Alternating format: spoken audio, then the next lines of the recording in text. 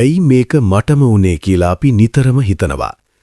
ඒ වගේම ජීවිතේ අපිට ඕනෑවට වඩා දේවල් ලබා දෙනකොට අපි ආඩම්බර වෙනවා. අවසානයේදී සැබවින්ම හොඳ කුමක්ද නරක කුමක්ද කියා තීරණය කරන්නේ කාලය පමණයි.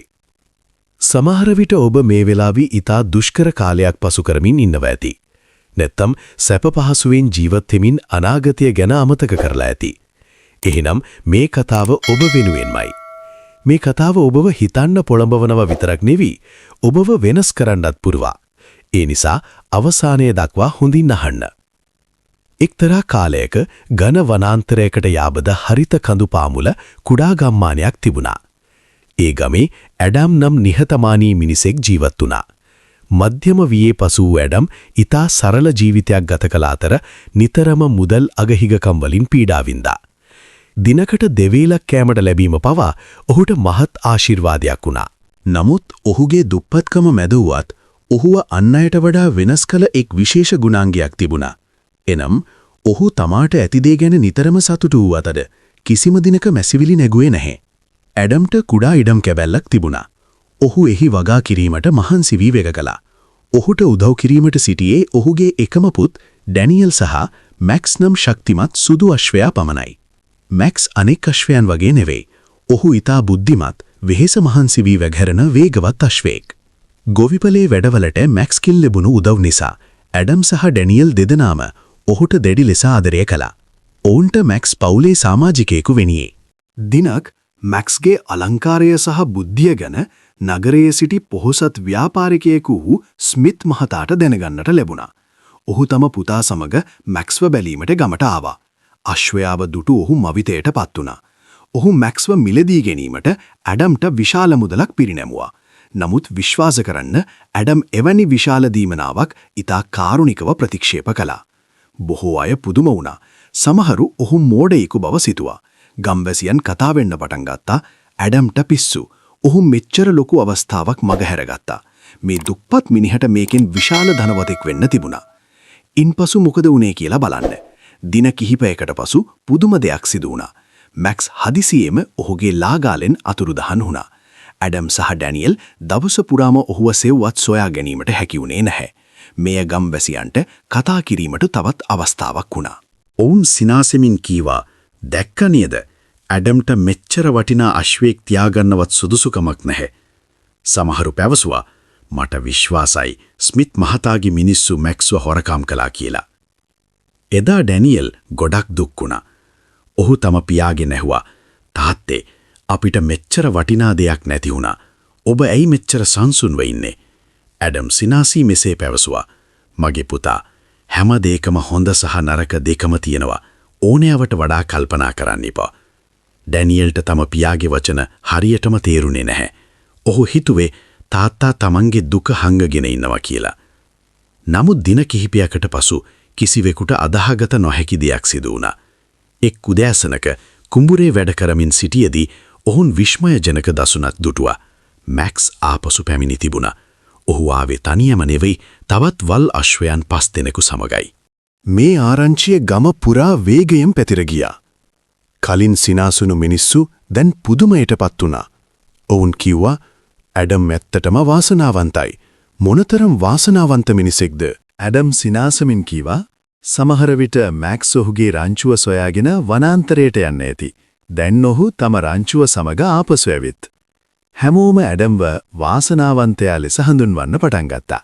නමුත් ඩැනියල් එක දෙයක් දැක්කා. මේ සතුටුදායක මොහොතේදී පවා ඔහුගේ පියා පෙරසේම සංසුන්ව සිටියා. ආඩම්බරයක් හෝ දැඩි කලබලයක් ඔහු තුල තිබුණේ නැහැ. ඩැනියල් දිනපතා වල් අශ්වයන්ව පුහුණු කිරීමට පටන් ගත්තා. ඔහු ඔවුන්ව හීලා කිරීමටත්, බර ගෙන යාමට සහ මිනිසුන්ට ගමන් කිරීමටත් ඉගෙනවීමට මහත් වෙහෙසක් ගත්තා. නමුත් දින කිහිපයකට පසු කනගාටුදායක දෙයක් සිදු වුණා. එක් වල් අශ්වයෙක් ඩැනියල්ව බිමට ඇද දැමූ අතර ඔහුගේ කකුල කැඩී ගියා. නැවතත් ගම්වැසියන් රහසින් කතා වෙන්න පටන් ගත්තා. මේ අශ්වයෝ නිසා ඔහුගේ පුතාට අනතුරක් වුණා. ඇඩම්මයි මේ කරදරේ ළඟා කරගත්තේ. වේදනාවෙන් සිටි ඩැනියල් පැවසුවා, තාත්තේ, මෙවර නම් ඇත්තටම නරක දෙයක් සිද්ධ වුණේ. නවතත් ඇඩම් සංසුන්ව පිළිතුරු දුන්නා, හොඳ හෝ නරක, ඒ දේවල් එක මොහොතකින් තීරණය කරන්න බැහැ පුතා. කාලය හැම දෙයක්ම කියාවි. ඩැනියල්ට තවමත් ඒ තේරුනේ නැහැ. කැඩුණු කකුලේ වේදනාව ඔහුට දරාගත නොහැකි තරම් වුණා. නමුත් සතියකට පසු බලාපොරොත්තු නොවූ දෙයක් සිදු වුණා. රටේ හදිසියෙම යුද්ධයක් ආරම්භ වුණා. තත්ත්වය කොතරම් බරපතලද කියනවනම් රජයේ ගමේ සිටින සියලුම තරුණයන්ව යුද්ධයට බඳවා ගැනීමට පටන් ගත්තා. නමුත් එහිදී එක් වාසියක් තිබුණා. ඩැනියල්ගේ කකුල කැඩී තිබු නිසා ඔහුව යුද්ධයට රැගෙන ගියේ නැහැ. යුද්ධයට ගිය බොහෝ තරුණයන් නැවත පැමිණියේ නැහැ. ගමම වැළපෙන හඬින් පිරී ගියා. බොහෝ ගම්වැසියන් අඬමින් ඇඩම් වෙත පැමිණ කීවා, "ඇඩම්, ඔබ ඇත්තටම වාසනාවන්තයි. ඔබේ පුතා බේරුණා. නමුත් අපිට අපේ දරුවන් අහිමි වුණා." ඇඩම් ඩැනියල් අසලින් වාඩි වී ඊතා සාමකාමීව මෙසේ පැවසුවා. "බලන්න ඩැනියල්, ජීවිතයේ සිදුවන දේ කවදාවත් සරල නැහැ. මැක්ස් නැතිවීම මුලින් නරක දෙයක් වගේ පෙනුණා නේද? නමුත් ඔහු තවත් අශ්වයන් 5 දෙනෙකු සමග ආපසු ආවා.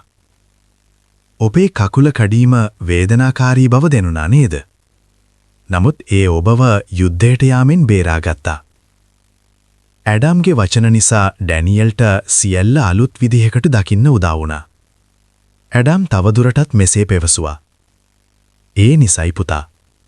හොඳ දෙයක් වුණාම ඕනේවට වඩා උද්දාම වෙන්න එපා. නරක දෙයක් වුණාම මානසිකව වැටෙන්න එපා. හැම දෙයක්ම කාලයේ කොටසක්. සැබෑ පාඩම නම් හොඳ හෝ නරක මේ හැම දෙයක්ම ගෙවී යන බවයි. යම් දෙයක තේරුම අපිට වහාම තේරුම් ගන්න බෑ. එය හොඳ වුවත් නරක වුවත් ඒ බව කිව හැකි කාලයට පමණයි." එනිසා සෑම අවස්ථාවකදීම ඉවසිලිවන්ත වන්න, ස්තුතිවන්ත වන්න, ඔබේ විශ්වාසය ශක්තිමත්ව තබා ගන්න. සෑම දෙයක්ම සිදුවන්නේ හේතුවක් ඇතිවයි. සමහර විට ඔබේ ජීවිතයේ මේ මොහොතේ තේරුම්ගත නොහැකි දෙයක් සිදුවෙමින් පවතිනවා ඇති. මතක තබා ගන්න, හොඳ වුවත් නරක වුවත් ඒ සියල්ල දිනක ගෙවී යනු ඇත. දුෂ්කර කාලවලදී කඩා වැටෙන්න එපා. සතුටුදායක මොහොතකදී හිස උදුම්මා ගන්න එපා. හැම දෙයකම සමබරතාවයක් තිබිය යුතුයි. ඔබ මේ කතාවට කැමති නම් ඒට ලයික් එකක් දාන්න අමතක කරන්න එපා. මේ කතාවෙන් ඔබ ඉගෙන ගත්තේ අපට කමෙන්ට් එකකින් කියන්න. අපි ඊළඟ කතාවෙන් හමු වෙමු. පරිස්සමින් ඉන්න.